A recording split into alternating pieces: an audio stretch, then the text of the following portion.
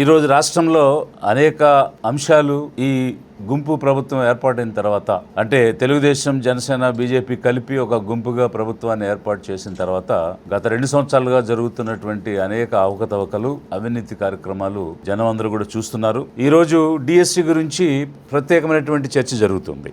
అసెంబ్లీలో గౌరవనీయులు మంత్రివర్యులు లోకేష్ గారు, అలాగే ముఖ్యమంత్రి చంద్రబాబు గారు ఇద్దరు కూడా మా గురించి ప్రస్తావన చేస్తూ డిఎస్సిలో ఉన్నటువంటి కేటగిరీ వైజ్ లెక్కలు స్లైడ్ షో కూడా వేసి మరి చూపించారు. అయితే mister Lokesh, I'm questioning you directly.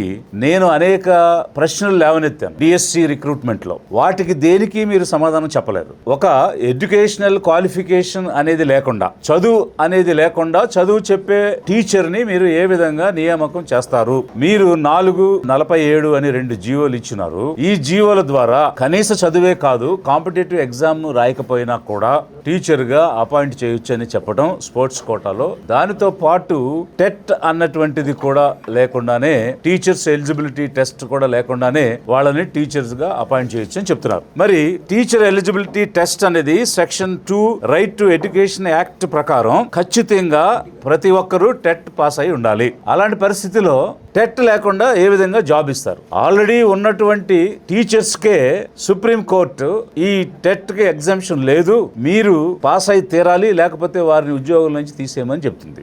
ఒకవైపు చట్టమేమో ఖచ్చితంగా క్వాలిఫికేషన్స్ ఉండాలని చెప్తుంది, ఎలిజిబిలిటీ క్రైటీరియా. మరొక వైపు సుప్రీం కోర్టు దాన్ని నిర్ధారణ చేసింది. మరి అలాంటి సమయంలో మీరు ఒక జీవో ద్వారా ఏ క్వాలిఫికేషన్ లేకుండా టీచర్స్ గా ఎట్లా అపాయింట్ చేస్తారు? First fundamental question. Second question ఏంటంటే, జీవో అనేది ఇన్సబార్డినేట్ లెజిస్లేషన్ అని అంటాము. అంటే చట్టాలు తయారైతే చట్టాలకు అనుగుణంగా జీవోలు ఇవ్వడం అనేది జరుగుద్ది. మీరు పార్లమెంటు చేసిన చట్టం మీద ఒక జీవో ఇచ్చారు. కనీసం అసెంబ్లీ కూడా కాదు, పార్లమెంటు చేసిన చట్టాన్ని మీద అసెంబ్లీ చట్టం చేయడానికి అధికారం లేదు. అలాంటి అసెంబ్లీ చట్టాలు చేసే అసెంబ్లీ కూడా కాదని మీరు ఎగ్జిక్యూటివ్ గా ఒక జీవోని ఎలా ఇస్తారు? అంటే జీవో పార్లమెంటు చట్టం కంటే పైన ఉంటుందా? అదొక వైపు.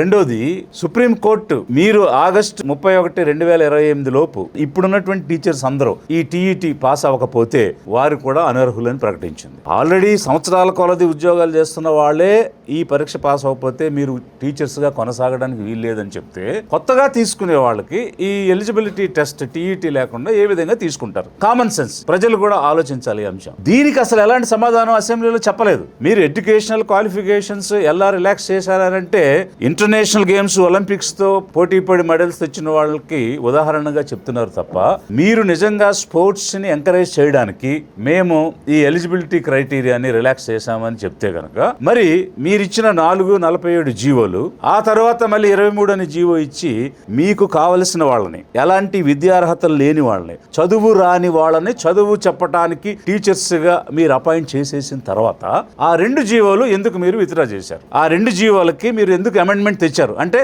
ఇక మీదట జరిగే రిక్రూట్మెంట్స్ అన్నిటికీ మళ్ళీ చదువు ఉండాలి, టీఈటీ ఉండాలి, ఇతర సర్వీసెస్ లో కూడా ఉండాలని మీరు ఆ జీవోలో విత్డ్రా చేసినటువంటి జీవో, అంటే ఆ అమెండ్మెంట్ జీవోలో మళ్ళీ మీరు తెచ్చారు. అంటే మీ ఉద్దేశం ఏమిటి? బ్యాక్ డోర్ ద్వారా మీరు అనుకున్నటువంటి కొంతమందికి, విద్యార్హతలు లేనివారు, చదువు సంధ్యలు లేని వాళ్ళకి ఒక 336 మంది, అంటే మిగిలినటువంటి వాళ్ళు పీఈటీలుగా అపాయింట్ అయ్యారు. పీఈటీలకు టీఈటీ లేకపోయినా పర్వాలేదు, టెట్ లేకపోయినా కూడా వాళ్ళని అపాయింట్ చేయొచ్చు.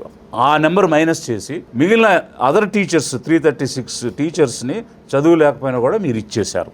బ్యాక్ డోర్ ద్వారా ఇచ్చిన తర్వాత వాళ్ళకి అపాయింట్మెంట్ ఇచ్చాక మళ్ళీ జీవో, మీరు ఏ జీవో ద్వారా అయితే చదువు సంధ్యలు లేని వాళ్ళని టీచర్స్గా పెట్టారో ఆ జీవోల్ని మార్చి మళ్ళీ చదువు కావాలి, టీచర్ అవ్వాలంటే కొత్త జీవో తెచ్చారు. చాలా స్పష్టంగా కనిపిస్తుంది కదా మీ ఉద్దేశం. ప్రజలకు క్లియర్గా మీరు దొంగదారులు ఎతికి చదువు సంధ్యలు లేని వాళ్ళకి మీరు టీచర్స్గా పెట్టడం చేశారనేది క్లియర్గా అర్థమైపోయింది. వీటికి దేనికి మీరు సమాధానం చెప్పలేదు. ఇక్కడ నేను అడిగేటువంటి ప్రశ్న ఏంటంటే, ఈ గవర్నమెంట్ స్కూల్స్లో చదువుకునేది ఎవరు? ఎస్సీ, ఎస్టీ, ఓబీసీ, మైనారిటీ, పేద విద్యార్థులు, ఓసీలో పేద విద్యార్థులు. అంటే పేద విద్యార్థులు చదువుకునేటువంటి స్కూల్స్లోకి చదువు చెప్పడానికి చదువు రాని వాళ్ళని మీరు టీచర్స్గా వేశారు. అంటే వీళ్ళకి చదువు వచ్చినా రాకపోయినా పర్వాలేదు, వాళ్ళు చదివితే ఏంటి, చదవకపోతే ఏంటి, అదంత ముఖ్యమా వీళ్ళు ఎందుకు గవర్నమెంట్ స్కూల్స్లో చదువుతున్నారు? మీలాగా డొనేషన్లు కట్టి మేనేజ్మెంట్ కోటాలో స్టాన్ఫోర్డ్ యూనివర్సిటీ లాంటి చోట్ల వీళ్ళు ప్రైవేట్ స్కూల్స్లో చదువుకోలేరు కాబట్టి, డొనేషన్లు కట్టలేరు కాబట్టి, మేనేజ్మెంట్ కోటాలో తెచ్చుకోలేరు కాబట్టి గవర్నమెంట్ స్కూల్స్లో చదువుతున్నారు. అలాంటి వారికి చదువు చెప్పడానికి విద్యార్హత లేని వాళ్ళనే మీరు టీచర్స్గా పెడితే, ఒక విద్యాశాఖగా మంత్రిగా చదువు యొక్క విలువ మీకు తెలియదు అని చెప్పడానికి ఎంతకంటే నిదర్శనం కావాలా? చదువు విలువ తెలిసే ఉంటే మీరు కూడా మామూలుగా సామాన్య ప్రజలు ఎలా అయితే మెరిట్తో అడ్మిషన్ తెచ్చుకుని చదువుకుని మార్కులతో పాస్ అవుతారో, అలా మీరు కూడా మెరిట్తో అడ్మిషన్ తెచ్చుకుని మేనేజ్మెంట్ కోటాలో డొనేషన్ ఇప్పించుకుని తెలిసినటువంటి వాళ్ళతో, లేకపోతే సత్యం రామలింగరాజు లాంటి వాళ్ళతో మీరు డొనేషన్లు కట్టించుకుని స్టాన్ఫోర్డ్ యూనివర్సిటీలో సీట్లు తెచ్చుకున్న విధానంగా వచ్చారు. కాబట్టి అలా వచ్చారని జనం చెప్తున్నారు కాబట్టి మీకు చదువు విలువ తెలియదు అని మేము అనుకుంటున్నాం. అందుకే చదువుల మంత్రిగా మీరుండి చదువు రాని వారిని టీచర్స్గా మీరు అపాయింట్ చేశారు. ఇది ఒక వైపు అయితే, మీరు మీ తండ్రి గారు మా గురించి ప్రస్తావన చేశారు.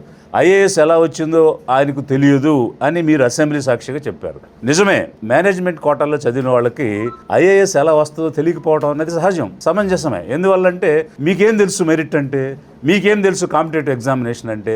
ఐఏఎస్ అనేది ఒక కాంపిటేటివ్ ఎగ్జామినేషన్ రాస్తే అందులో కంపారిటివ్ మెరిట్ ఎవరికి ఉందో వాళ్ళకి వస్తుంది. అలాంటి ప్రక్రియలు ఎప్పుడు పాల్గొనలేదు కాబట్టి మీకు ఐఏఎస్ ఎలా వస్తుందో తెలియదని పాపం అసెంబ్లీ సాక్షిగా ఒక నిజాన్ని మీరు ఒప్పుకున్నారు. దానికి నేను అభినందిస్తున్నాను. అయితే మేమేం చేశాము ఈ రాష్ట్రానికి సేవలు అనేటువంటి ప్రక్రియ కూడా మీరు మాట్లాడారు, ప్రస్తావన కూడా చేశారు. మీకు ఒక శాఖ ఇస్తే ఆ శాఖను నిర్వహించలేక ఆపసోపాలు పడుతూ ఉన్నారు. డిఎస్సిలో అనేక రకాలైనటువంటి అక్రమాలు చేయటమే కాకుండా విద్యార్హతలు లేకుండా విద్య రాని వాళ్ళని విద్య నేర్పించడానికి మీరు టీచర్స్గా పెట్టి ఒక శాఖను నిర్వహించలేక మీరు కింద మీద పడిపోతూ ఉన్న పరిస్థితి కనిపిస్తుంది.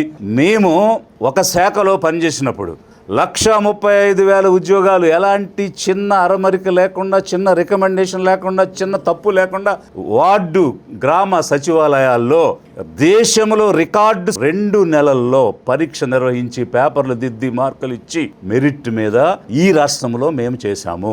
ఏ పబ్లిక్ సర్వీస్ కమిషన్ కూడా చేయలేదు. It is on record. You verify anywhere in this country. 28 రాష్ట్రాల్లో కానీ, యూనియన్ టెరిటరీస్లో కానీ, యూపీఎస్సీలో కానీ వెరిఫై చేయండి.